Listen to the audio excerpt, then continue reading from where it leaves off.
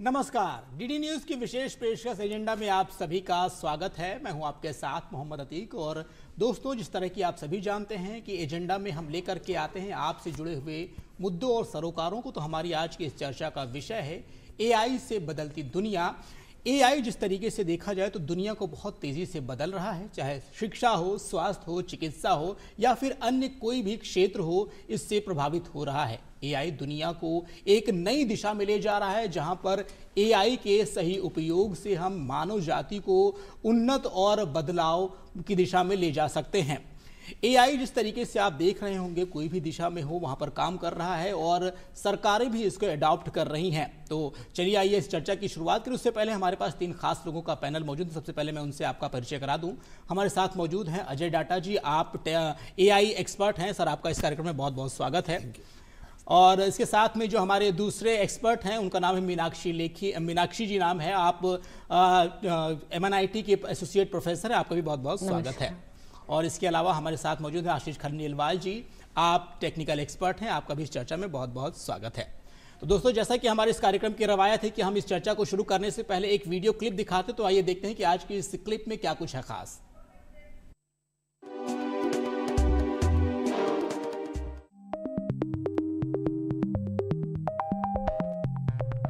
Artificial intelligence यानी कि AI आज की दुनिया को तेजी से बदल रहा है। यह तकनीक मशीनों को सोचने, सीखने और निर्णय लेने की क्षमता देती है।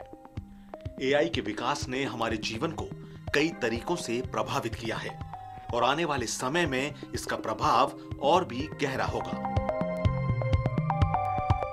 एआई ने उद्योगों में क्रांति ला दी है। ऑटोमेशन, डेटा एनालिटिक्स और मशीन लर्निंग की मदद से कंपनियां उत्पादन बढ़ा रही हैं, लागत घटा रही हैं और उपभोक्ताओं को बेहतर सेवाएं दे रही हैं। वहीं शिक्षा के क्षेत्र में एआई आधारित एडटेक प्लेटफॉर्म छात्रों के लिए पर्सनलाइज्ड लर्निंग प्रदान कर रहे हैं। स्मार्ट ट्यूटरिंग सिस्टम और वर्चुअल असिस्टेंट्स छात्रों की पढ़ाई को अधिक प्रभावी बना रहे हैं। परिवहन और ऑटोमोबाइल के क्षेत्र में सेल्फ ड्राइविंग कारें और स्मार्ट ट्रैफिक मैनेजमेंट सिस्टम यातायात को सुरक्षित और सुगम बना रहे हैं। एआई आधारित मैपिंग और रूट प्लानिंग ट्रांसपोर्टेशन को अधिक कुशल बना रहे हैं।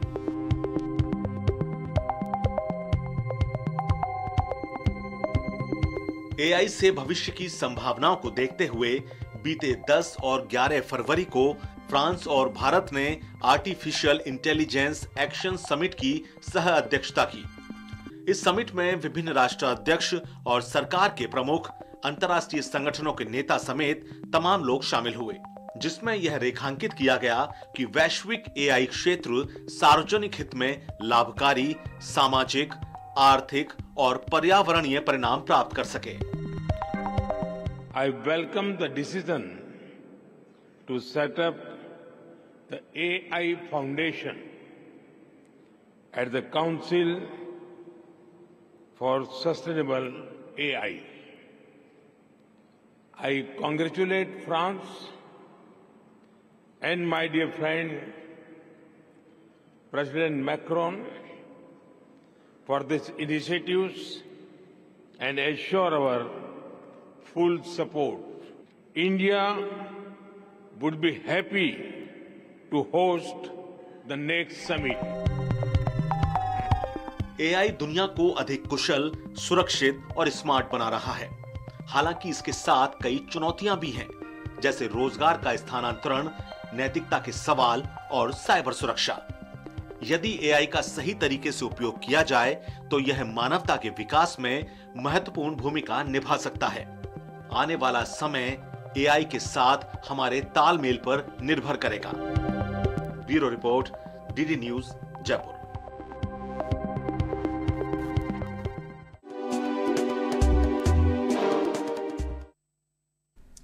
तो दोस्तों, अभी आपने देखा कि किस तरीके से जो एआई है वो कितना इम्पॉर्टेंट है। इसके लिए भारत ही नहीं बल्कि दुनिया भर के देश एक मंच पर इकट्ठा हुए, उनसे बातचीत हुई और जो आगे के जो एक्शन प्लान होगा उस पर भी चर्चा होगी। चलिए आइए चर्चा की शुरुआत करते हैं। सबसे पहले मैं अजय डाटा सर के पास आना चाहूँगा। सर, सबसे पहले तो हम आपसे ये जानना चाहेंगे, जो AI है, हालांकि उसका उपयोग तो काफ़ी लोग कर रहे हैं, लेकिन फिर भी एक बड़ी आबादी है जो भारत में वो अब भी AI के बारे में नहीं जानती है, उनको कैसे समझाएंगे कि AI क्या है? देखिए, आर्टिफिशियल इंटेलिजेंस अगर एक नॉर्मल देसी भाषा में अपनी बात करें जी, और पहले भी सॉफ्टवेयर हुआ करते थे, एक भी पीस ऑफ सॉफ्टवेयर है जी, पहले में और अब में एक फर्क आ गया है।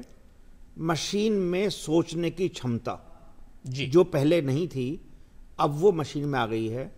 अगर इसी को आर्टिफिशियल इंटेलिजेंस का रूप बोलें तो गलत नहीं होगा, क्योंकि मशीन के अंदर एक ऐसी क्षमता आ गई है कि वो कुछ सोच सकता है, कर सकती है बिना कोई डायरेक्शन भी दिए हुए, जिसको अपन टेक्निकल वर्ड में मशीन लर्निंग, डीप लर्निंग वगैरह बोलते हैं।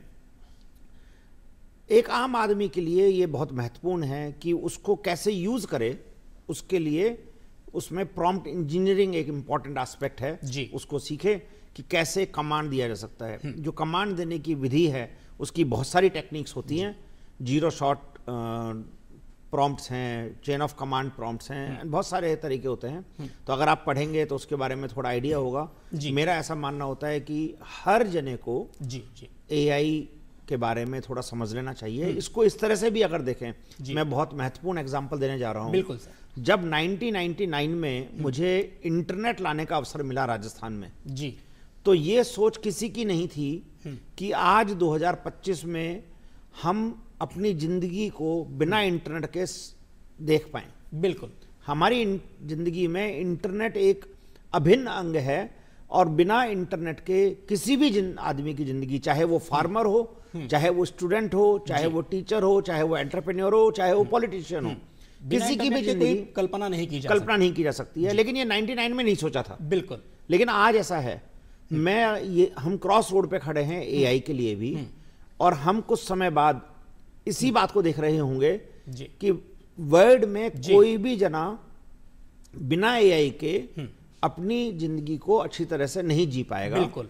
और उसको AI का ये रूप, AI का यूज अपने निजी कार्यों में, प्रोफेशनल कार्यों में, बिजनेस में, पढ़ाई में कहीं ना कहीं उसको यूज करना होगा। यानी कि जो AI है वो हमारे जीवन के एक अभिन्न हिस्सा बनने वाला है भी और आगे भी बनेगा। बिल्कुल। मीनाक्षी मैडम, मैं आपके पास आना चाहूंगा। जिस तरीके से जो AI है, AI के जब उपयोग की बात करते हैं, हालांकि सर ने AI के बारे में बखूबी बताया, AI का इस्तेमाल कैसे करते हैं। जिन लोगों के हाथ में मोबाइल है वो कुछ अगर उसका इस्तेमाल करना चाहे तो क्या कुछ प्रक्रिया है, कैसे उसमें कर सकते हैं, थोड़ा उसके बेसिक्स के बारे में जानेंगे आपसे। जी, जैसा कि सर ने बताया, AI यानी आर्टिफिशियल इंटेलिजेंस जी, जो कि मशीन में सोचने, समझने और निर्णय लेने की क्षमता को डेवलप करता है। जी। तो जिस तरीके से एक बच्चा जब छोटा होता है तो धीरे धीरे वो चीज़ों को सीखता है और आगे जाके वो समझदार बनता है, इसी तरह मशीन को बहुत सारा डेटा, अब वो डेटा कहाँ से मिलता है? जो हम लोगों ने आर्टिकल शेयर किए हैं, जो न्यूज़पेपर में आर्टिकल्स आए हैं, रिसर्च पेपर्स आए हैं, या हमने जो वीडियोस डाले हैं, फोटोग्राफ्स डाले हैं, वहां से मशीन सीखती है। और अगर हम उससे रिलेटेड कोई क्वेश्चन उस मशीन को देते हैं तो हमें उसका रिस्पॉन्स मिलता है। अब मैं आपके क्वेश्चन पे आती हूँ कि अगर कोई साधारण आदमी इसको यूज में लेना चाहे तो कैसे यूज में ले सकता है। तो उसके लिए हमारे पास बहुत सारे AI बेस्ड टूल्स अवेलेबल हैं। सबका अलग अलग एप्लीकेशंस में अलग अलग टूल्स हैं। और मोस्ट पॉपुलर टूल्स की अगर हम बात करें तो आजकल की दुनिया में है, उसका नाम है ChatGPT जी।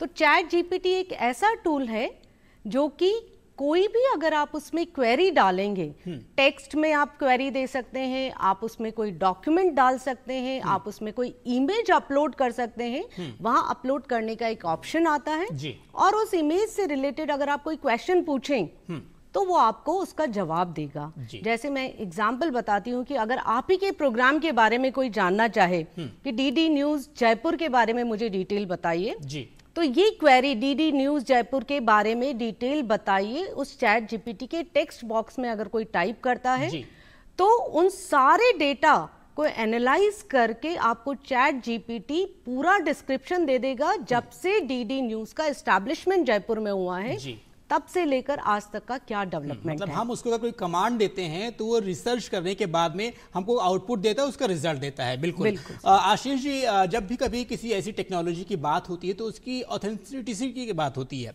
तो सर आपसे तो ये जानना चाहेंगे, जैसे कि मैडम ने बताया, कोई भी अगर हम सवाल डालते हैं तो उसका जवाब आता है, तो उसकी ऑथेंटिसिटी क्या है सर?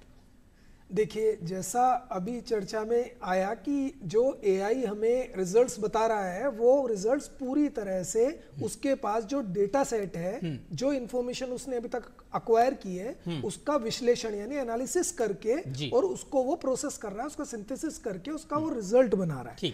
अब जरूरी नहीं है जो उसके पास डेटा स्टोर हुआ है उसमें तमाम तरह की जानकारी थी, तो उसकी विश्वसनीयता या ऑथेंटिसिटी चेक करना यूजर को अनिवार्य हो जाता है, क्योंकि काफी सारी फेक जानकारियां या फर्जी जानकारियां इंटरनेट पर मौजूद है। आर्टिफिशियल इंटेलिजेंस उसको भी लेकर और आपको वो परोस सकता है, तो आपको वहां थोड़ा सा सचेत रहना चाहिए। इसके अलावा चूंकि अभी जैसा एआई बिल्कुल शैशवावस्था में है, तो अभी उसकी जो सोचने समझने की शक्ति है या प्रोसेस करने की शक्ति है वो भी बहुत शैशवावस्था में है। तो कई बार वो आपको इस तरह की जानकारियां भी दे सकता है जो आपने प्रॉम्प्ट डाला है, जो आपने कमांड प्रॉम्प्ट दिया है उससे रिलेटेड ना हो। जैसे आपने कोई राजस्थान के किसी मॉन्यूमेंट के बारे में पूछा, हो सकता है उसने अपने डेटा सेट से करके और कहीं रशिया के किसी मॉन्यूमेंट से उसको कंपेयर कर लिया और वो नतीजा आपको बता दिया। तो जब आपको इसका इस्तेमाल करना है तो ये आपकी सुविधा तो बना रहा है, लेकिन ऐसा नहीं है कि बिना विश्वसनीयता परखे आप इसका इस्तेमाल कर पाए। तो बिल्कुल। कई बार सर ये भी देखा जाता है कि जब आप रजिस्ट्रेशन कर रहे होते हैं, मान लीजिए अगर आपने चैट जीपीटी पे अपना डिटेल डाली, तो कई बार लोग ये भी डरते हैं कि मैं अपनी डिटेल एआई को दे रहा हूँ, एआई इतना प्रभावशाली है तो उसका कहीं मिसयूज तो नहीं कर लेगा, या जो हमारे डेटा से उसका कोई गलत इस्तेमाल तो नहीं होगा। क्या कहेंगे सर इस पे?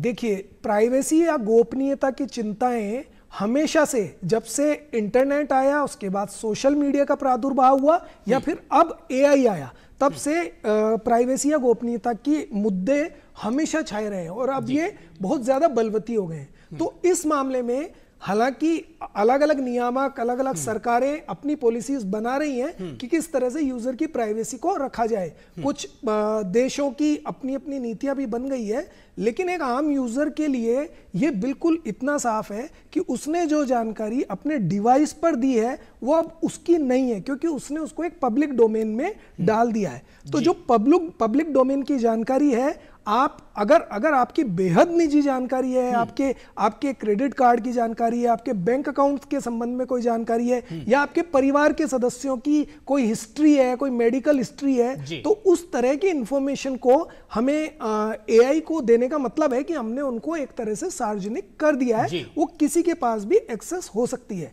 तो इससे बचना चाहिए, मुझे इससे बचना चाहिए। इसी में मैं ऐड करना चाहती हूँ थोड़ा सा। मैं मैं ये कहना चाहती हूँ, जैसा सर ने बताया कि प्राइवेसी के बारे में हमारी जो गवर्नमेंट है वो गवर्नमेंट भी बहुत ही सचेत है। इसीलिए गवर्नमेंट ऑफ इंडिया ने अभी data privacy protection act 2000 pass out किया है, और यही रीजन है कि प्रधानमंत्री जी ने जो अभी फ्रांस में जब कॉन्फ्रेंस हुई थी तो उसमें उन्होंने कहा था कि भारत जो है वो अपना एलएलएम बनाएगा। बिल्कुल, हाँ, मैं उसी सवाल पर भी आना चाह रहा था मैडम। बिल्कुल। तो अजय सर, मैं आपसे भी इस पे बातचीत करूंगा थोड़ा विस्तार से। जिस तरीके से अभी हाल फिलहाल में जो एआई को लेकर समिट हुई, जिसमें विभिन्न राष्ट्रों के राष्ट्राध्यक्ष पहुंचे, प्रधानमंत्री नरेंद्र मोदी जी भी पहुंचे, उन्होंने सह अध्यक्षता भी की, यानी कि इसकी लोकप्रियता या यूं कहें इसकी प्रासंगिकता जो एआई की है वो बरकरार है। तो आपको क्या लगता है कि एआई के लिए जो इतनी बड़ी बैठक की गई है, क्या कुछ सार उसका निकल करके आ रहा है?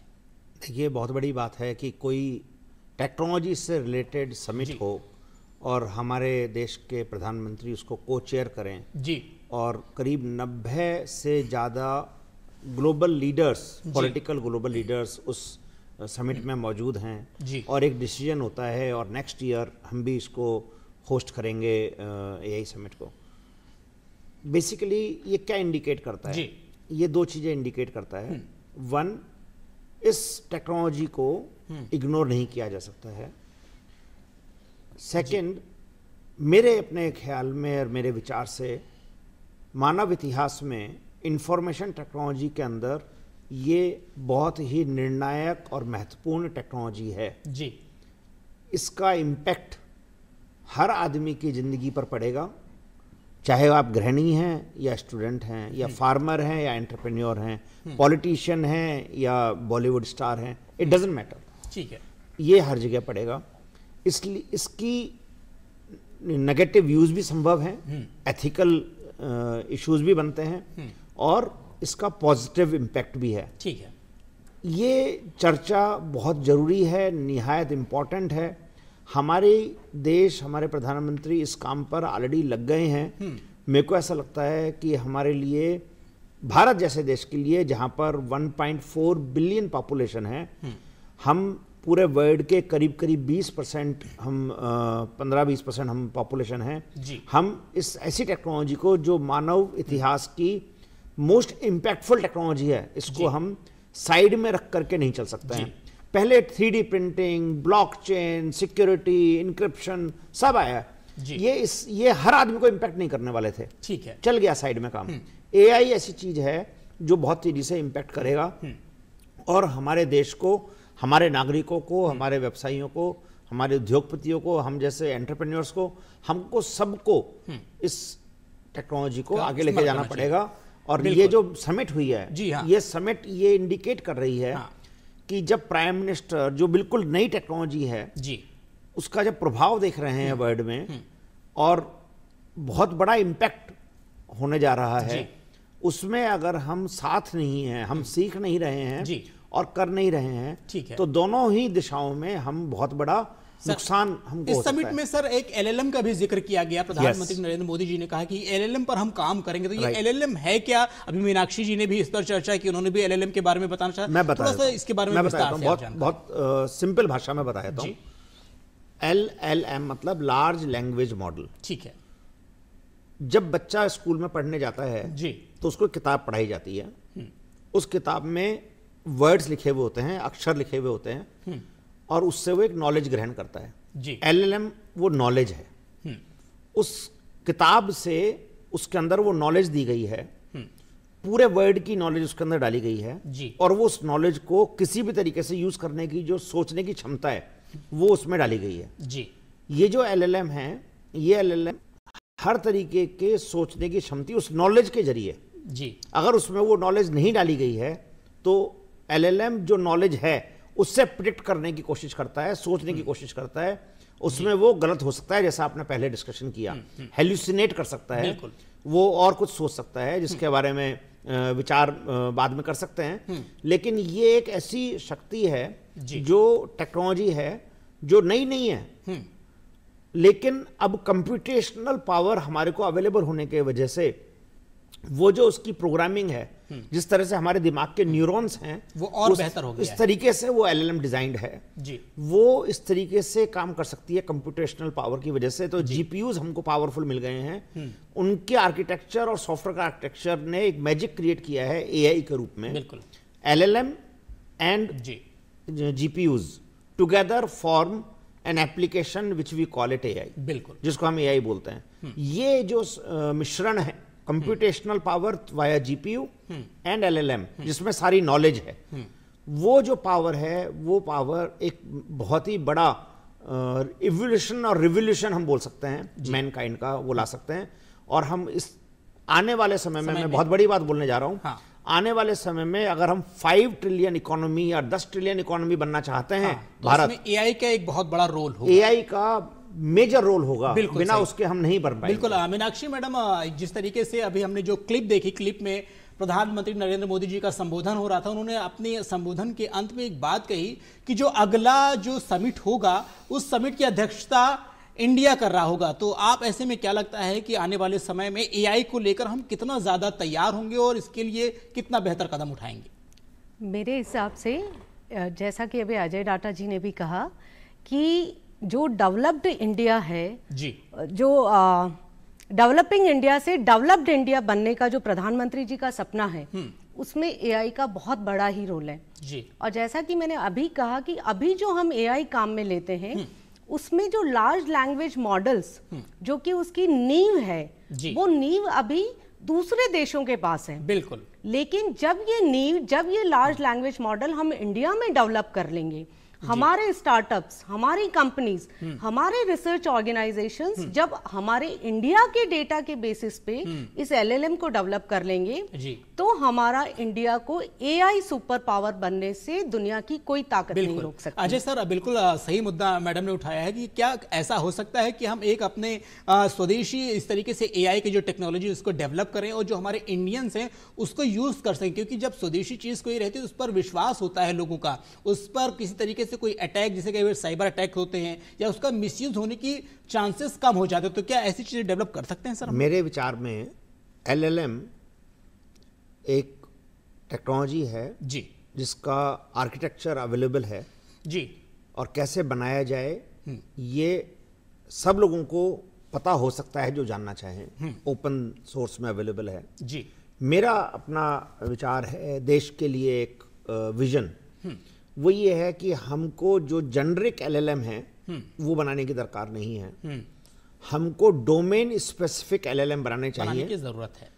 सो फॉर एग्जाम्पल हमको हमारा बॉलीवुड का कंटेंट है तो हमको उसका एलएलएम बनाना चाहिए, हमारी फोक डांसेस का एलएलएम बनाना चाहिए, हमको राजस्थानी मारवाड़ी लैंग्वेज का हमको एलएलएम बनाना चाहिए, जो कंटेंट हमारे पास है। आप एक बात देखें कि बहुत इंपॉर्टेंट और महत्वपूर्ण बात बोलने जा रहा हूं, पिछले 15 साल में जितना डेटा क्रिएट हुआ जी, WhatsApp, Instagram, Twitter, Facebook, YouTube and Google, इनमें जितना डेटा क्रिएट हुआ इसमें से कोई भी डेटा इंडिया के पास नहीं है। बड़ी बात। तो अगर आप शुरू से एलएलएम बनाना चाहेंगे तो हम शायद उसमें कहीं गलती कर सकते हैं, क्योंकि वो डेटा हमारे पास नहीं है, जो बाहर है, लेकिन उस डेटा से एक एलएलएम बन चुका है।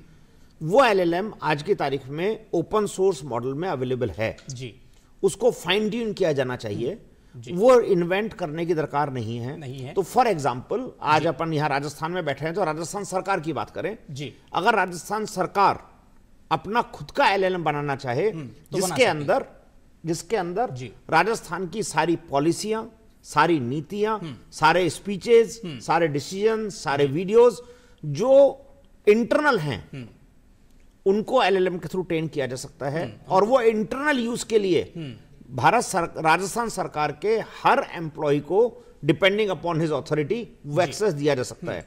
आपको जेडीए के अंदर 1997 की कोई नीति चाहिए, उसके लिए आपको जेनरिक एलएलएम पे जाने की दरकार नहीं है, जो इंटरनल डॉक्यूमेंट था जी। तो सेक्रेटरी जो है अपने पीए को बोल सकता है, वो 1 सेकंड में उसका आंसर निकाल ला सकता है कि हमारे यहाँ जो डीएलसी रेट थी 97 में वो क्या थी। बिल्कुल। तो या हमारे को इस तरह की टेक्नोलॉजी अपनाने से ये चीजें ज्यादा हमको सारे हमारे इंडिया के जो डोमेन्स हैं, इंडिया का यूज केस निकालना चाहिए, और उसके लिए हमारे एलएलएम्स लोकल लेवल पर एलएलएम बनाने की आवश्यकता है। बिल्कुल जरूर। बिल्कुल आशीष जी, जिस तरीके से हम लोगों ने बातचीत की, अगर हम डेवलपमेंट की बात करते हैं, चीज़ें बहुत तेज़ी से बदल रही हैं। अगर हम एजुकेशनल सेक्टर की बात करते हैं तो जो ट्यूटरिंग है, स्मार्ट ट्यूटरिंग आ गई है, वहाँ पर कोई टीचर है, उसके पास जो है इस तरह के डेटा है वो पढ़ा रहे हैं। आपको क्या लगता है कि एआई से जो शिक्षा का क्षेत्र है कितना कुछ बदलाव उसमें देखने को मिल रहा है या आगे मिलेगा? देखिए, शिक्षा एआई से कोई भी क्षेत्र अछूता नहीं है, और शिक्षा के क्षेत्र में तो इसने अभूतपूर्व कार्य किया है जी। किसी भी विद्यार्थी स्टूडेंट की सबसे पहली रिक्वायरमेंट होती है होमवर्क, और जब से ओपन एक्सेस एआई आया तो सबसे पहले स्टूडेंट्स ने यही ट्राई किया कि वो अपना होमवर्क कैसे उसके जरिए पूरा करें, और उसमें वो इतने खुश हो गए कि अब उन्हें कुछ भी करने की जरूरत नहीं है। हालांकि ये बहुत शुरुआती बात है, लेकिन अब शिक्षा के क्षेत्र में जैसा कि आप जानते हैं कि बड़ी बड़ी किताबें, बड़ी बड़ी लाइब्रेरीज और बड़ा बड़ा जो ज्ञान का भंडार था वो कहीं रखने की जरूरत नहीं है। एक सिंपल से कमांड प्रॉम्प्ट पर आपको कॉम्प्लेक्स से कॉम्प्लेक्स जानकारियां भी अब मिलने लगी है। स्मार्ट और इसके अलावा जो आईओटी था, मतलब इंटरनेट ऑफ थिंग्स, जिसके जरिए क्लासरूम जोड़े जा रहे थे, चीजें जोड़ी जा रही थी, एआई के आने के बाद में उसने तो बहुत तेज बूस्ट दे दिया है, क्योंकि जो क्लासरूम है अब उनमें एआई ट्यूटर्स भी अपनी जानकारी बिल्कुल उसी तरह से देने लगे हैं जैसे ह्यूमन ट्यूटर देते हैं। तो बच्चों को, जो बहुत छोटे स्टूडेंट्स होते हैं जो खुद कमांड प्रॉम्प्ट देके अपनी जानकारी नहीं ले सकते, उनको एक ह्यूमन की तरह दिखने वाला टीचर अगर अपने ज्ञान से पढ़ा रहा है और जिसमें कोई ह्यूमन इंटरवेंशन की ज्यादा जरूरत नहीं पड़ रही है, तो ये क्रांतिकारी बदलाव ही कहा जाएगा। बिल्कुल। इसी तरह से हायर एजुकेशन में भी इसने बहुत बड़ा रोल प्ले किया है। मतलब रिसर्च स्टूडेंट्स के लिए भी इसने बहुत काम आसान कर दिया है। पहले रिसर्च के लिए उन्हें घंटों भटकना पड़ता था, लाइब्रेरी में भटकना पड़ता था, किताबें पढ़नी पड़ती थी, लेकिन जो एआई सिस्टम आ गया है उससे चंद मिनटों में सारी चीजें अवेलेबल हो जा रही हैं। मीनाक्षी जी, जिस तरीके से अभी इन्होंने स्टूडेंट का जिक्र किया, तो अभी हाल फिलहाल में प्रधानमंत्री नरेंद्र मोदी जी ने परीक्षा पे चर्चा की। इस परीक्षा पे चर्चा के दौरान पे एक छात्र ने एक मासूम सा सवाल पूछा, वो मैं आपसे जानना चाहता हूं कि उस छात्र का सवाल था कि अगर हम चैट जीपीटी या एआई से कोई सवाल पूछते हैं या कोई भी चीजें हम डालते हैं, अगर वो हमें गलत परिणाम देता है तो उसका जिम्मेदार कौन होगा? तो इस पर क्या कुछ कहेंगे आप? तो मुझे ऐसा ध्यान है कि इस परीक्षा पे चर्चा के दौरान जब प्रधानमंत्री जी से सवाल पूछा गया तो उनका जवाब शायद ऐसा था, उन्होंने कहा था कि आप एआई का यूज करिए, लेकिन एआई में से ए हटा दीजिए और आई का उपयोग करिए। इसका मतलब है कि अपनी इंटेलिजेंस उसमें लगाइए। एक तरीके से हम ये कह सकते हैं कि एआई से जो जवाब मिला है आप उसे पढ़िए, उसे एनालाइज कीजिए और उसे अपने आईक्यू, अपनी इंटेलिजेंसी के बेसिस पे देखिए कि क्या वो जवाब सही है। क्यों? क्योंकि एआई से जो आपको जवाब मिल रहा है वो उसको बहुत सारे सैकड़ों आर्टिकल जो उसने पढ़े हैं उसके बेसिस पे जवाब मिल रहा है। उन आर्टिकल्स में से हो सकता है कुछ आर्टिकल्स सही हो, कुछ आर्टिकल्स में गलत जानकारी भी हो सकती है, इसलिए उन दोनों का मिक्स जवाब आपको मिलेगा। तो उस पे सीधा भरोसा नहीं करके हमें अपनी इंटेलिजेंस लगा के उन आर्टिकल्स को उनके जवाब पे हमें विश्वसनीयता देखनी चाहिए। अजय सर, जो एआई है वो इंडस्ट्री सेक्टर को कैसे प्रभावित कर रहा है? क्या लगता है आपको कि जिस तरीके से अभी जो एआई है वो इंडस्ट्री सेक्टर में कितनी ज़्यादा प्रासंगिकता उसकी पहुंच चुकी है और आने वाले समय भी क्या कुछ रहेगा? इंडस्ट्री तो बहुत बड़ा वर्ड है, लेकिन मैं सॉफ्टवेयर इंडस्ट्री से आता हूँ और एडिबल ऑयल इंडस्ट्री से आता हूँ। दोनों बिजनेसेस में देखता हूँ, तो मैं दोनों के बारे में एक एक एग्जांपल देता हूँ जी।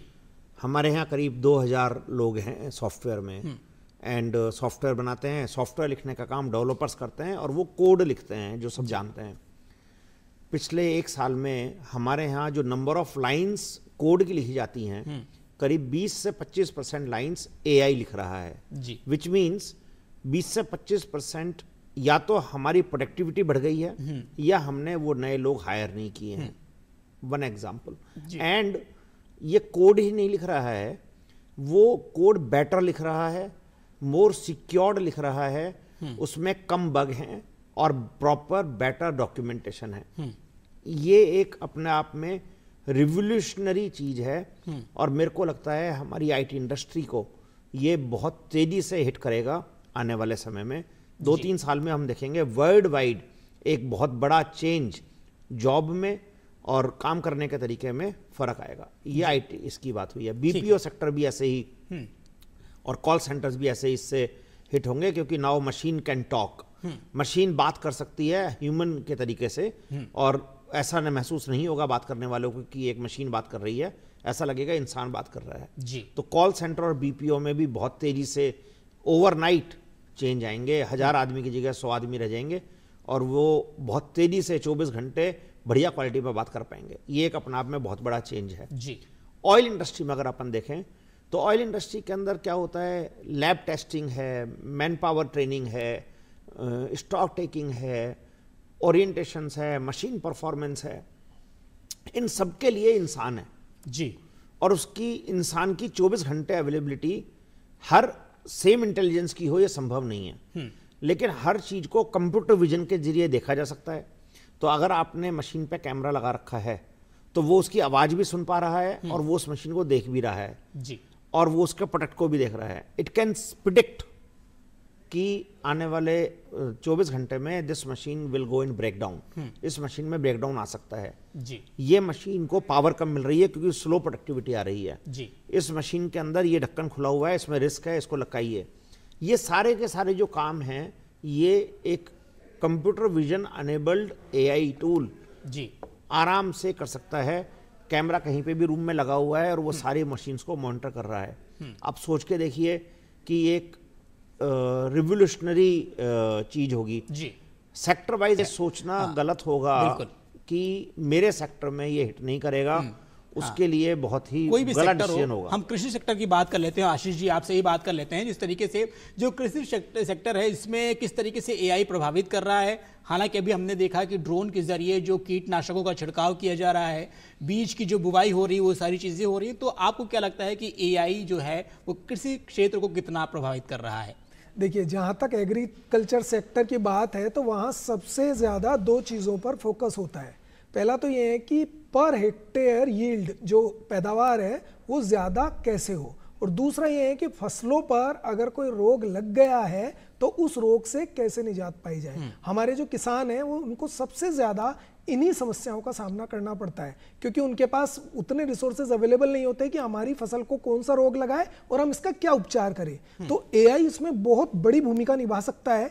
एआई को अगर आप इस तरह के कुछ मॉडल्स ट्रेन हो चुके हैं जिसमें आप केवल एक पत्ता उसको आप दिखा दीजिए तो उसको उसकी कटिंग या उस पे जो कीट लगाया उसने किस तरह से उस पत्ते को खराब किया है उसे देखकर वो एग्जैक्ट ये बता देता है कि इसको ये रोग है और इसका उपचार ये है। तो किसान बहुत आसानी से उसका उपचार कर सकता है। इससे उसकी पर हेक्टेयर यील्ड बहुत तेजी से बढ़ सकती है। दूसरी चीज, जैसा आपने बताया कि ड्रोन्स के जरिए जो छिड़काव हो रहा है, भारत सरकार की भी महती परियोजना है और ड्रोन दीदी परियोजना माननीय प्रधानमंत्री नरेंद्र मोदी जी भी लाए हैं। इस तरह की चीजें निश्चित तौर पर एग्रीकल्चर के क्षेत्र में बेहतरीन साबित हो रही है। जी, इसी से मिलती जुलती एक चीज और है जिसमें एआई एग्रीकल्चर से जुड़ी हुई ये है कि फॉरेस्ट की अगर हम बात करें तो वहां कई बार वाइल्ड लाइफ या वाइल्ड फायर्स के मामले बहुत सामने आते हैं जिन्हें कंट्रोल करना पूरे विश्व की ये समस्या है कि अगर कहीं अचानक से आग लग गई तो उसका इमीडिएट रेस्पॉन्स चाहिए, अगर नहीं होगा तो तेजी से फैलती है आग।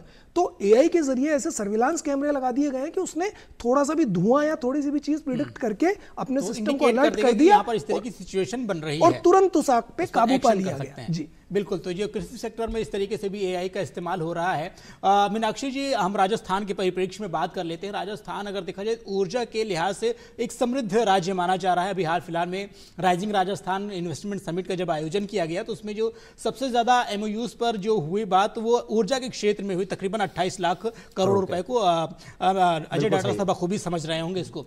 आपको क्या लगता है कि जो एआई है वो ऊर्जा क्षेत्र में किस तरीके से अपनी जो है उपस्थिति दर्ज करा रहा है और कितना कुछ बदलाव देखने को मिलेंगे? मुझे लग रहा है जैसा कि हम लोग अभी डिस्कस कर रहे हैं कि एआई का प्रभाव हर क्षेत्र में है, तो डेफिनेटली ऊर्जा क्षेत्र में भी इसका प्रभाव है। और राजस्थान की नज़रिए से हम देखें तो राजस्थान में जो सोलर एनर्जी है उसकी बहुत ज़्यादा बहुतायत है एक्चुअली। तो एआई से हम प्रिडिक्ट कर सकते हैं कि किस एरिया में सोलर एनर्जी हम बहुत ज़्यादा मात्रा में हम प्रोड्यूस कर सकते हैं और उसको उस एरिया में ट्रांसफ़र कर सकते हैं जहाँ की उसकी सबसे ज़्यादा रिक्वायरमेंट है। और अगर एक बार एनर्जी हम अधिक मात्रा में प्रोड्यूस कर लेते हैं तो डेफिनेटली उस एनर्जी को हम चाहे कृषि क्षेत्र में हो, चाहे शिक्षा क्षेत्र में हो, चाहे मनोरंजन क्षेत्र में हो, सब जगह उसको उपयोग में लाया जा सकता है। अजय सर, जो ट्रांसपोर्टेशन क्षेत्र जो है जिस तरीके से अगर देखा जाए वहाँ पर जो ड्राइवरलेस कारें आ गई हैं तो हमें लगता है कि आने वाले समय में ड्राइवर की ज़रूरत नहीं पड़ेगी। जिस तरीके से जो चीज़ें आ रही हैं, जो बैटरी चलित जो गाड़ियाँ आ रही हैं, तो इसमें जो एआई का जो मॉडल है, क्या लगता है आपको ये कितना स्ट्रांग रहने वाला है? नहीं, ये ड्राइवरलेस कार में रेवोल्यूशनरी है। करीब ऐसा कहते हैं कि 2000 से ज़्यादा सेंसर्स हैं एक कार के अंदर जब ड्राइवरलेस कार बनती है। 2000 सेंसर्स, आप सोचिए एक आदमी का माइंड 2000 सेंसर्स की तरह से काम नहीं कर सकता है जी। तो ऐसा कहा जाता है कि it can be more safer to get into a driverless car जी। उसमें एक्सीडेंट होने के चांस कम हैं rather than a driven car जी। ये टेक्नोलॉजी रिवोल्यूशनरी है। हम जब खाली एलएलएम की बात कर रहे हैं तो दैट दो टेक्नोलॉजी और जो एआई में इम्पैक्ट करती हैं वो भी हमको समझना चाहिए। वन इज कंप्यूटर विजन, मतलब कंप्यूटरों में देखने की क्षमता। तो जब कंप्यूटर में वीडियो आ गया तो वो कंप्यूटर वीडियो को देख पा रहा है जैसे आप मॉनिटर पे देख रहे हैं। ये एक अपने आप में ये भी एक बहुत बड़ी चीज है। इमेज अगर आपने कंप्यूटर में डाली तो जैसे हम स्क्रीन पर देखते हैं, सॉफ्टवेयर भी उस इमेज को देख करके समझ पा रहा है जी। ये भी एक अपने बहुत बड़ी चीज है। एक एआई में जो हमने शुरुआत में हमने डिस्कशन किया था कि एक आम आदमी की जिंदगी में क्या असर आ रहा है। आप सबको पता होना चाहिए, जो भी फोन आप यूज कर रहे हैं, कोई सा भी फोन आप यूज कर रहे हैं, चाहे एंड्रॉयड या iOS, जी, उन सब में एआई है। खास तौर पर जब आप कोई करैक्टर टाइप कर रहे हैं, जब आप खास तौर पर हिंदी भाषा में कोई चीज टाइप कर रहे हैं, या खास तौर पर जब आप बोल करके कुछ टाइप कर रहे हैं, उन सब में एआई है। और वो एआई की वजह से ही वो इस तरह का काम कर पा रहे हैं। ये जो टेक्नोलॉजी है, जो एक voice translation, voice to text, text to voice, एक एप्लीकेशन जो एआई की है, कंप्यूटर विजन जिसके अंदर हम वीडियो इमेजेस को एनालिसिस कर सकते हैं, और जो थर्ड हमारा जो टेक्स्ट बेस्ड हमारा सारा एलएलएम है उसको एनालिसिस कर सकते हैं। ये तीनों मिलकर के कोई भी दुनिया की चीज बनाई जा सकती है। जब हम बीपीओ की और कॉल सेंटर की बात करते हैं तो उसमें वो आवाज वाली बात आ जाती है। जब हम मूवी बनाने की बात करते हैं कि, और ये बात हमारी नहीं हुई है लेकिन मैंने ये प्रेडिक्ट किया था 2022 में कि पूरी 3 घंटे की मूवी 2030 से पहले हम देखेंगे जिसमें कोई भी वीडियो कैमरा यूज नहीं होगा। हाँ, तो इस तरीके से और ये एक अपने आप में आप सोच सकते हैं कि मूवी बन रही, मूवी हमारे सामने देख रहे हैं जिसके अंदर रियल किरदार काम कर रहे हैं और वो रियल में उन्होंने काम ही नहीं किया है। तो सर, लेकिन इसमें एक बात और भी सवाल खड़ा होता है कि अगर जो 3 घंटे की फिल्म बहुत 3 मिनट में बनने की जो बात कही जा रही है, तो जो 3 घंटे की फिल्म बनाने के लिए एक बड़ा मास लगता था, बहुत सारे लोग काम करते थे, रोजगार मिलते थे, उन लोगों को कहीं ना कहीं नुकसान तो नहीं होगा इससे? और उनका क्या होगा? नहीं, सो अपन अभी नुकसान की बात बिल्कुल सेपरेट है। जैसे अभी आज की तारीख में चिट्ठी लिखने के लिए आपको सेक्रेटरी चाहिए, अब आपको सेक्रेटरी नहीं चाहिए, you can write your letter. आपको ट्रांसलेट करने के लिए एक ट्रांसलेटर चाहिए, आपको ट्रांसलेशन ऑटोमेटिक हो जाता है जी। ये इसके जो इम्पैक्ट है वो डेफिनेटली है, लेकिन ये सुविधा अवेलेबल है। एड फिल्म पहली जी आ गई है। 2 दिन पहले यहां पर अखबार में था, रामायण पूरी की पूरी एआई से बन चुकी है, महाभारत एआई से बन चुकी है। तो अभी ये फिक्शनल कैरेक्टर आएंगे। मैं ऐसा मान सकता हूं आप और मीनाक्षी जी और आशीष जी जब चाहेंगे तब मूवी में काम कर पाएंगे, एक भी दिन एक्टिंग करे बिना। ये संभव होगा कि आपका जो क्लोन है वो बना करके and it will be able to act in a movie and dance like Madhuri Dixit. ये संभव हो पाएगा, वो सिर्फ एआई की वजह से, टेक्नोलॉजी की वजह से एक्टिंग कर रहा होगा। तो क्वेश्चन ये है कि क्या ये टेक्नोलॉजी हमें चाहिए या नहीं चाहिए। इसके बहुत यूज भी हैं। खाली मूवी मत देखिए, आपको एड फिल्म शूट करानी है, आपको डेमो देना है, आपको वार दिखानी है, आपको सर्जरी दिखानी है, तो मेन डॉक्टर को सर्जरी करके दिखाने की दरकार नहीं है, डेमो कोई और दे सकता है, doctor can be really performing. ये सिलसिला कहां तक जाएगा, कहां तक थम सकता है, या कहां तक इसको हम सोच सकते हैं? मेरा इसमें मानना यह है कि आपकी सोच ही इसकी लिमिटेशन है जी। जितना आप सोचेंगे उससे बहुत गुना आगे जाएगा, ये रुकने वाला नहीं है जी। और जिस तरीके से गाना AR रहमान जी भी गाते हैं, बनाते हैं, ऐसे ही कंप्यूटर भी आज बनाते हैं और कंप्यूटर बना रहे हैं और गा भी रहे हैं जी। आज की तारीख में आज ही संभव है बिल्कुल। और ऐसे ही एड वीडियोस बन रहे हैं, आज भी संभव है।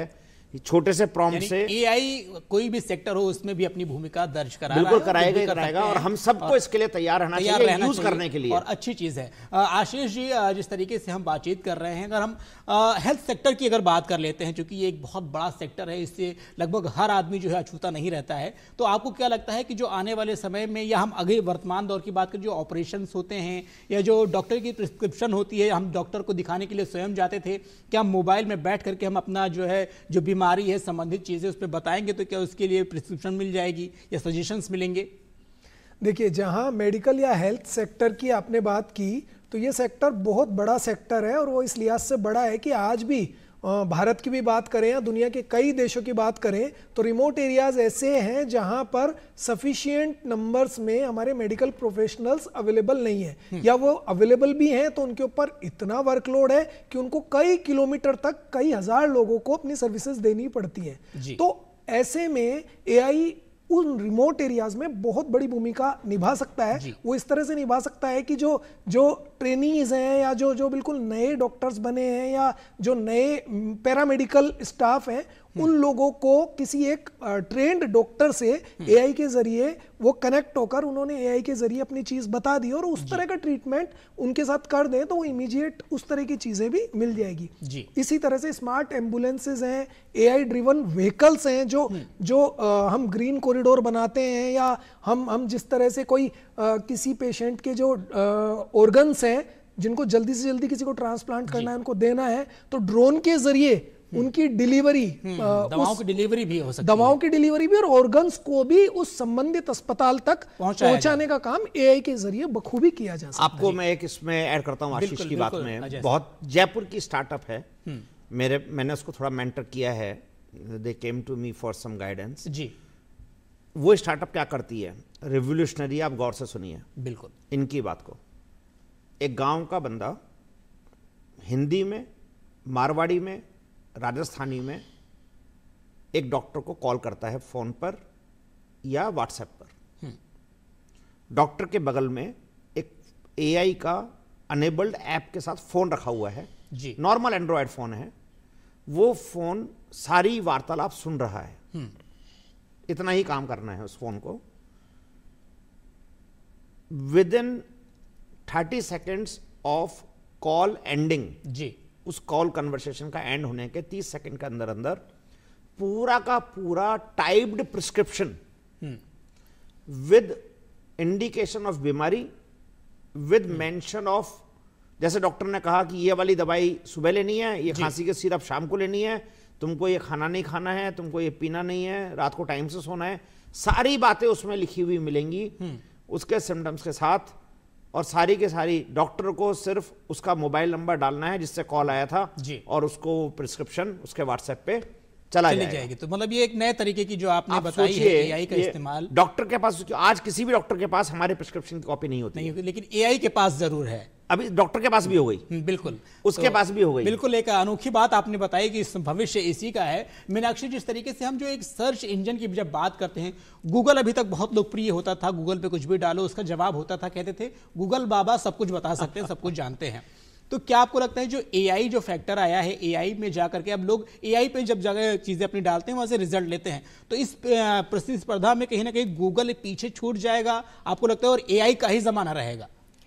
हम ऐसा नहीं कह सकते कि गूगल पीछे छूट जाएगा, क्योंकि गूगल एक तरीके से क्या है, कंपनी है, वो कंपनी भी अपने आप को डेवलप कर रही है। तो गूगल का जो सर्च इंजन है, उन्होंने भी अपने सर्च इंजन को काफी अपडेट कर दिया है और उसमें उन्होंने एआई को इंटीग्रेट कर दिया है जी। इसका मैं एग्जांपल आपको बताती हूँ कि जैसे अगर मैंने गूगल के सर्च इंजन में आज मैं डालती हूँ MNIT, तो वो ऑटोमेटिकली मुझे सजेशंस बताता है कि MNIT कहाँ है, जयपुर में है, तो मुझे जयपुर टाइप करने की जरूरत नहीं है, वो ऑटोमेटिकली उसमें लिखा आ जाता है। वो लिखा क्यों आ गया? क्योंकि बहुत सारे लोगों ने जब MNIT जयपुर कभी डाला होगा तो MNIT के साथ जयपुर टर्म आई होगी जी। तो इसका मतलब गूगल में ऑलरेडी AI इंटीग्रेट हो गया है।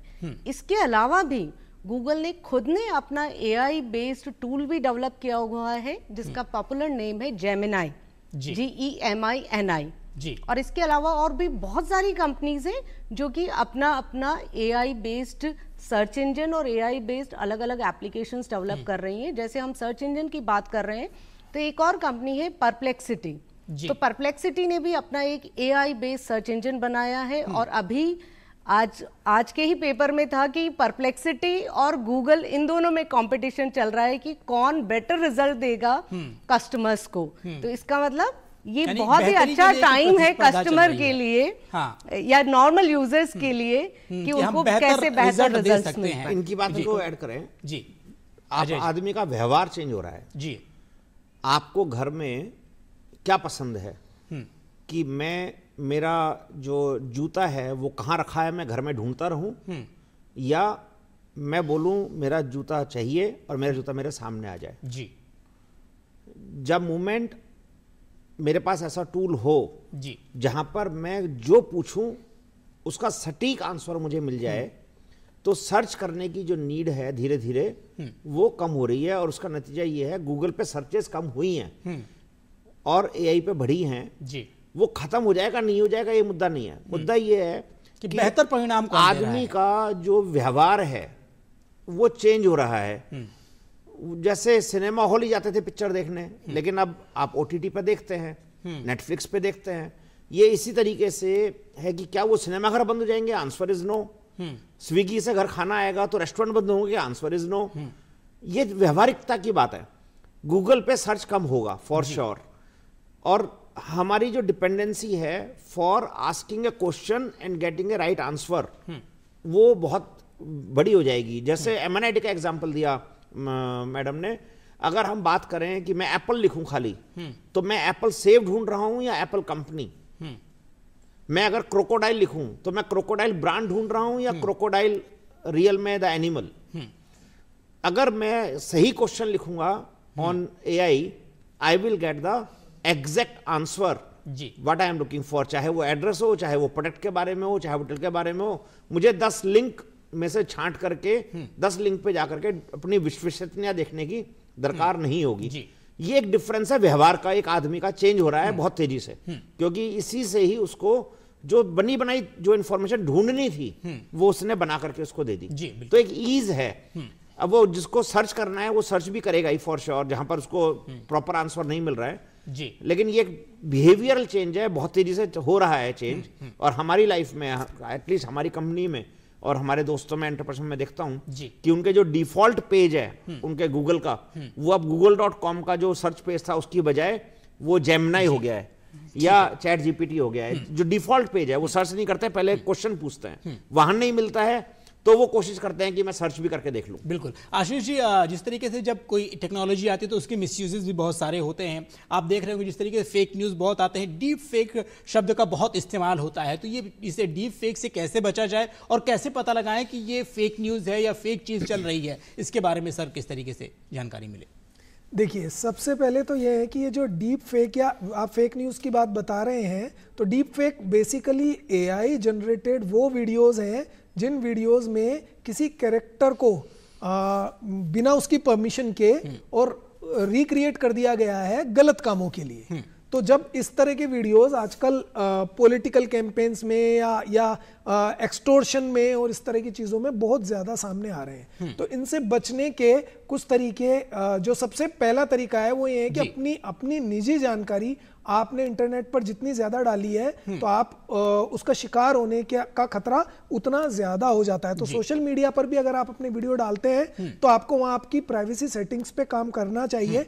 आपका कंटेंट कौन देख सकता है? बहुत कम लोगों को पता होगा कि जो पॉपुलर सोशल मीडिया है वो आपसे ये परमिशन भी लेते हैं कि क्या वो आपकी जितनी जानकारी है उसको अपने सर्च इंजन को ट्रेन कराने के लिए ले सकते हैं, और बाय डिफॉल्ट वो टिक्ड होता है। तो अगर आप उसको थोड़ा गहराई में जाएंगे तो आप उसको अनचेक कर सकते हैं, जिससे आपकी जितनी भी जानकारी है वो सोशल मीडिया को ट्रेन करने के लिए कोई बिना आपकी परमिशन के नहीं ले सकता। इसके अलावा जो फेक न्यूज की बात आती है, तो फेक न्यूज की ऑथेंटिसिटी हमेशा चेक करने के लिए आपको इंटरनेट की मदद लेनी पड़ेगी, या अगर किसी इमेज की आपको देखनी है तो रिवर्स इमेज सर्च की फैसिलिटीज गूगल और तमाम तरह की कंपनीज प्रोवाइड कराती है। तो आप रिवर्स इमेज से देखिए कि उसके इंस्टेंसेस कितनी जगह पहले मौजूद है, फिर आप अपना ज्ञान लगाइए, आपको पता चल जाएगा कि कोई भी न्यूज़ फेक है या नहीं है। इसके अलावा अलग अलग प्लेटफॉर्म पे जा करके आप उसकी ऑथेंटिसिटी चेक कर सकते हैं कि चाहे वो पर्टिकुलर न्यूज़ हो, फोटोज हो या कोई वीडियो, उसके बारे में जानकारी आपको मिल जाएगी। मीनाक्षी जी, मैं आपसे एक सवाल जानना चाहूँगा। जिस तरीके से जब हम पहले रिसर्च करते थे, इसे एआई है, एआई में हमने कोई भी एक शब्द डाला किसी के बारे में, उसका रिजल्ट हमारे पास इजीली अवेलेबल हो जाता है। पहले क्या होता था कि लोग रिसर्च करते थे, किताबें पढ़ते थे, तो एक उनकी एक अलग आदत थी और ये एक अलग आदत है। तो क्या लगता है कि आपको इससे कुछ बदलाव देखने को मिल रहा है और क्या कुछ निहितार्थ तो नहीं है इसके? बिल्कुल बदलाव तो काफ़ी कुछ हुआ है। जैसे कि अभी हमने काफ़ी डिस्कस किया है कि आजकल बच्चे लाइब्रेरी नहीं जाते, बच्चे बुक्स पढ़ने में इंटरेस्ट नहीं दिखाते हैं, क्योंकि जब एक ही क्लिक में उनके पास सारी जानकारी अवेलेबल है तो वो वहाँ जाने की मेहनत नहीं करना चाहते हैं। लेकिन बिल्कुल आपको वो जो जानकारी मिल रही है, उस जानकारी में अभी जैसे डिस्कस हुआ कि डीप फेक भी हो सकता है।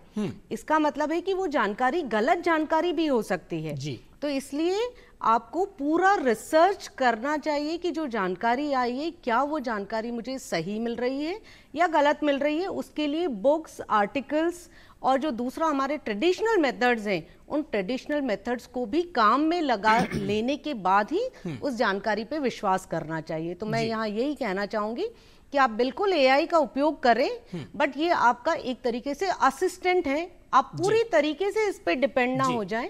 आप उन फैक्ट्स को चेक करें, और फैक्ट्स चेक करने के लिए बहुत सारे आजकल फैक्ट चेकिंग टूल्स भी अवेलेबल हैं, जैसे कि रियलिटी डिफेंडर है, जो कि आपको बकायदा कोई भी वीडियो, ऑडियो या आर्टिकल अगर आप उसमें अपलोड करते हैं तो वो आपको प्रोबेबिलिटी बता देता है कि ये 50% प्रोबेबिलिटी है इसका फेक होने का, और इसमें जो 50% प्रोबेबिलिटी सही होने का है वो इन सोर्सेज से लिया गया है बकायदा। ये सारी इंफॉर्मेशन भी उसमें आ जाती है। अजय सर, एक चीज आपसे जानना चाहूंगा, जिस तरीके से जब हम एआई को यूज करने की बात करते हैं तो एडिक्शन की बात आती है कि अब हम उस पर ज्यादा डिपेंड रहेंगे, तो अजय सर ये चीज बताइए कि इसमें क्या लगता है आपको कि एडिक्शन कितना बड़ा फैक्टर रहेगा इसमें?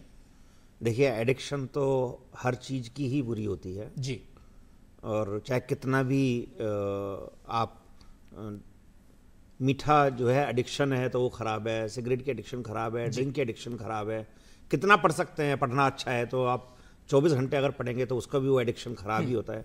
एडिक्शन तो हर चीज़ का ख़राब है जी। We have to follow a discipline in everything. जी, जो अभी डीप फेक की बात हो रही थी, मैं इसमें एक चीज़ ऐड करना चाहता हूँ, आसान सबके लिए। जो सोर्स है ना आपकी इंफॉर्मेशन का, उसकी क्रेडिबिलिटी बहुत इंपॉर्टेंट फैक्टर प्ले करती है जी। कि वो कहाँ से इंफॉर्मेशन आपके पास आई है। अगर व्हाट्सएप से आई है तो डेफिनेटली आप उसको बहुत ही क्रॉस चेक करें, बहुत ही कम वैल्यू का आके, अगर आपको किसी इंपॉर्टेंट डीडी न्यूज पे आप देख रहे हैं तो वहां फेक इंफॉर्मेशन होने की चांसेस जो हैं वो ना के बराबर हैं जी। आप किसी न्यूज चैनल पे देख रहे हैं तो ना के बराबर हैं। लेकिन अगर कोई आदमी डीडी न्यूज का चैनल बना करके और आपको व्हाट्सएप करने की कोशिश कर रहा है तो आप उसका जरूर ध्यान रखें। सोर्स बहुत इंपॉर्टेंट है। 90% समस्याएं आपकी सोर्स वैलिडेशन से ही आप अपने दिमाग में सेट कर सकते हैं कि मुझे उसमें आगे बढ़ना है, नहीं बढ़ना है। एडिक्शन के लिए मेरे को लगता है एडिक्शन तो हर चीज के अंदर हमको अवॉइड करना चाहिए। एडिक्शन से बचने के लिए डिसिप्लिन फॉलो करना चाहिए। बच्चे को मैं बिल्कुल पक्षधर नहीं हूं कि मोबाइल ना दें या डिजिटल स्क्रीन ना दें, टीवी नहीं देखने दें। मैं कहता हूं कि बच्चे का आधे घंटा 1 घंटा सेट कर दें जी। कि तुम 1 घंटे में ये काम करोगे under the supervision, so that he is not left with the word. आप सोचिए, आपके बच्चे को आपने मोबाइल ही नहीं दिया है, पूरा वर्ड आगे निकले जा रहा है, उसको पता ही नहीं है चैट जीपीटी क्या है, तो वो जाके फेस कैसे लड़ाई लड़ेगा मार्केट में? वो आप नहीं रहेंगे उनके साथ। उसको मोबाइल चाहिए होगा जब वो जाएगा, बिल्कुल, तो उसको कंप्यूटर चाहिए होगा जब वो जाएगा।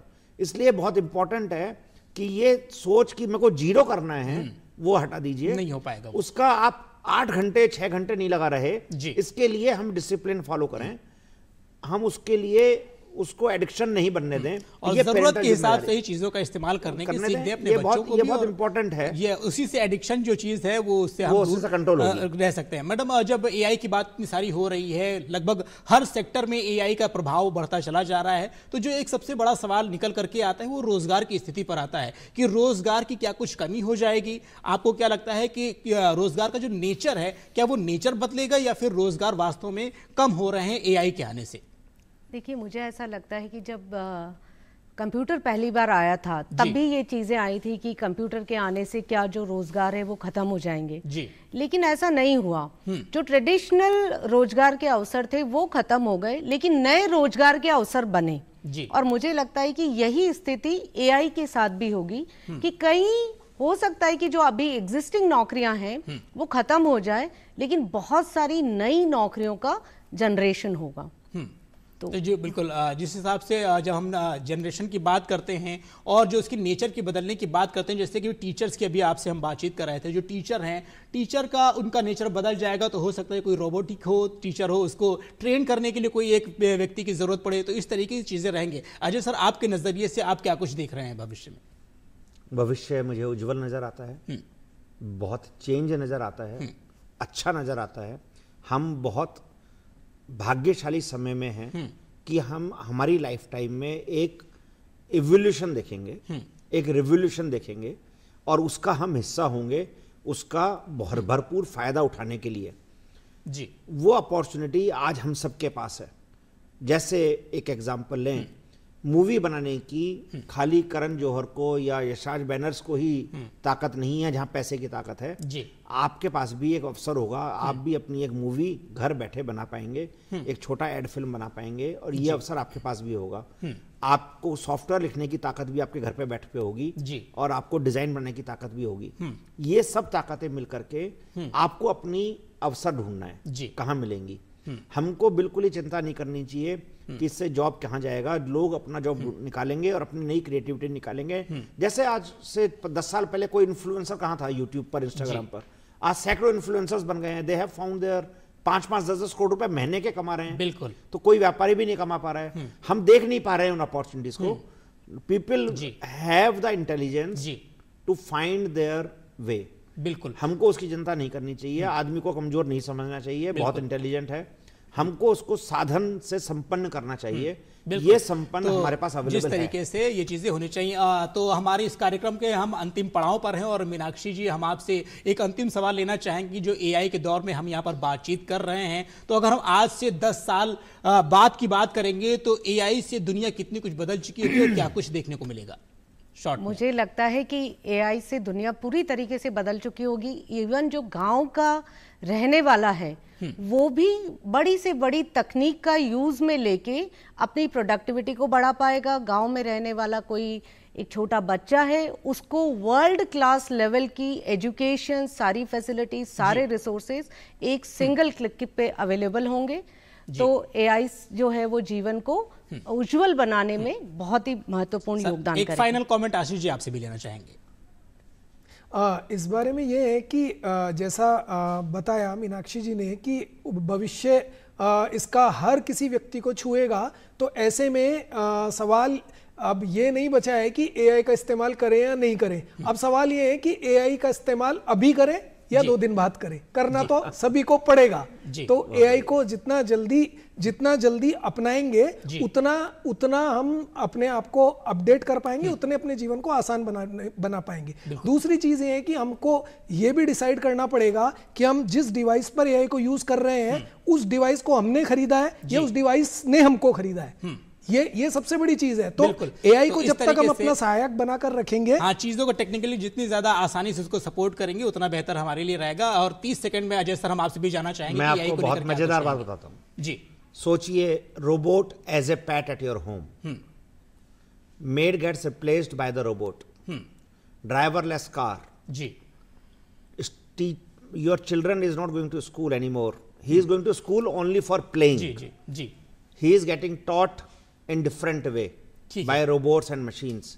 ये सब चीजें जो है वो दूर नहीं है, ये सब चीजें बहुत आसान है और नजदीक हैं और बहुत जल्द हम इसको धरातल पर देखेंगे। और चूंकि वक्त की कमी है और जो हमारा विषय है वो बहुत ही बड़ा और ब्रॉड है, तो हमने लगभग हर पहलुओं पर बातचीत की और आप सभी ने इतने बखूबी अंदाज में जवाब दिया। उसके लिए आप सभी का बहुत बहुत धन्यवाद। मीनाक्षी जी, आपने अपना कीमती वक्त दिया, आपका आभार। और आपका भी थैंक यू आशीष जी। और अजय सर, आपने जो अपने जो फील्ड के बारे में जो जानकारी दी हमारे दर्शकों के लिए, उसके लिए आपका बहुत बहुत शुक्रिया। तो दोस्तों, आपने इस चर्चा को देखा। अगले एपिसोड में आपसे फिर होगी मुलाकात कुछ ऐसे ही ज्वलंत मुद्दे के साथ, कुछ ऐसे ही जरूरी विषय के साथ। तब तक के लिए मुझे और मेरी टीम को दीजिए इजाजत। नमस्कार।